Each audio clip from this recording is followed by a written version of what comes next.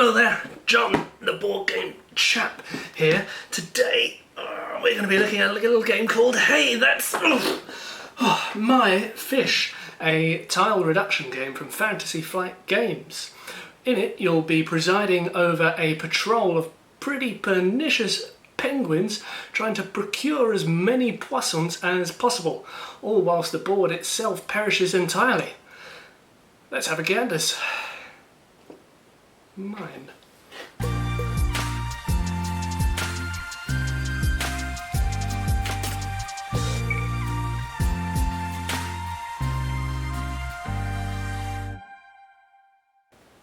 You'll set the game up by randomly assembling all of these fish tiles into a grid like this.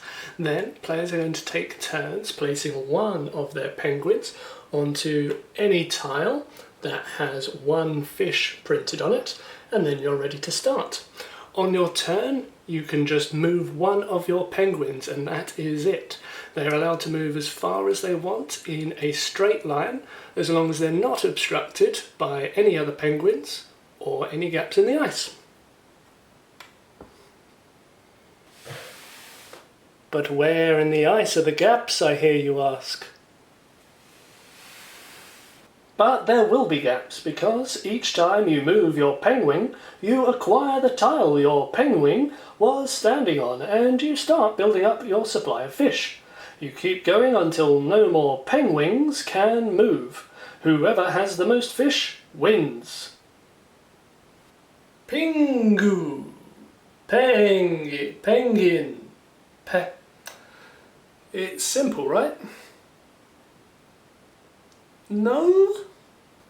There is a lot to like about this game. This is another example where less is more. If you look back at some of my other reviews, like Elements and Splendor, you'll see that the games there don't have that many mechanics to them. This is no exception. This is really easy to learn and is pretty much accessible for anyone. It also has a nice little bridging gap between games like drafts and chess. This has more choice than a game of drafts, and in terms of a tactical game like chess, it doesn't drag out nearly as long. You know you have a limited number of turns because the board is forever dwindling in size. And that means that a game of Hey, That's My Fish is going to last no more than 15-20 minutes.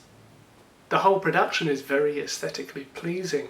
The game is full of hexagons, which I absolutely love. I mean, I love hexagons. The shape of them, the function of them in board game design is brilliant. It's just so beautiful and shapely and hexagony.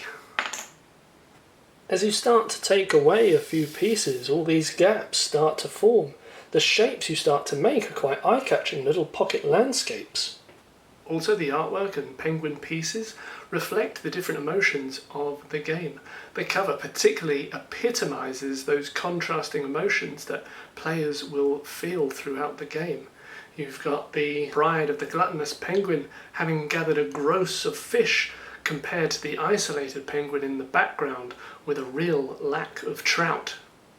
With a game that is remarkably simple, there is a pleasant amount of risk and reward. You can just play the game idly, going for the tokens that have the most fish on. Or if you see one of your opponents hemmed into a corner, you can try and pounce and attack, be aggressive on them. Just by moving a penguin, you can block them, and for the rest of the game, this penguin is going to be useless. One of the tactics about this game that I really love is the idea of sacrificing one of your own penguins. It seems counterintuitive, but should the opportunity arise, it could be really, really beneficial to getting a huge haul. Take this example. The yellow moves over to here, they get a couple of fish for themselves, and then the red guy moves up into there. Red has now blocked access to this whole fish supply. He's going to get a huge haul completely unmolested. And I can leave him right till the end, because I can then spend the rest of my turns letting these two guys get as many fish that they can, and then when they're no good, I can just let him wander around and pick up a massive amount of points. Having this strategy is a great one to have in your arsenal and can really help make a game interesting. So this is where I have my first issue with the game, and that is the player count. You see, in a 2-player game, each person starts with 4 penguins, which is absolutely fine. However, whenever you add another player, you have to subtract a penguin. So in a 4-player game, you've only got 2 penguins each, and this has a real negative effect on your strategies. You can't implement blocking as well because you've only got 2 penguins to play with, and if you're able to, you're usually relying on the assistance of other players to help you out. The other problem is risking a sacrificial penguin at the start is so risky, because if you do, you're only going to have 1 penguin as a line of defense. And if he gets into a spot of bother too soon, well, quite frankly, you're not going to have anything to have with your chips tonight. So if you're playing this game, play it with 2. Ideally 3 is best, because then the dynamics of those strategies are really in effect. The game is quite consuming, which can warrant a fair amount of analysis paralysis. You try to use all of your penguins efficiently, getting as much fish as possible. You try to predict your opponent's moves before they happen. However, it's really difficult to, because there are so many possibilities. You only have time really to react when it's on your turn. You can't think that far in front. Other issues with the game are with its setup and gameplay. With its modular setup design, you have to make sure all the tiles are facing down, then flip them all over.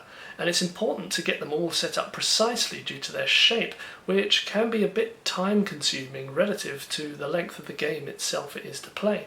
Then there's the difficulty of picking up the tiles themselves. If you don't have the finger finesse of a watchmaker, you're going to be clunking around, moving the tiles all over the place as you desperately try to pick up those tiles.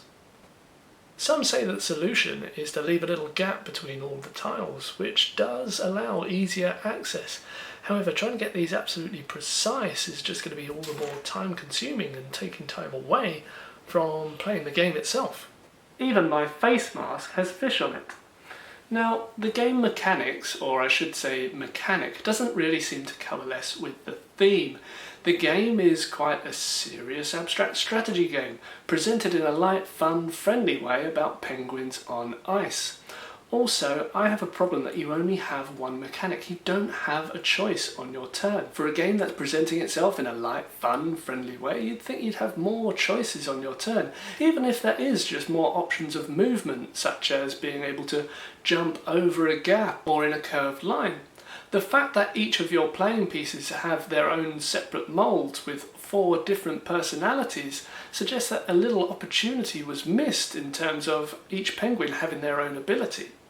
This could really improve the 4-player experience as well, because then you'd have to decide which 2 penguins you're going to add to your lineup, and could add a little asymmetry to the game.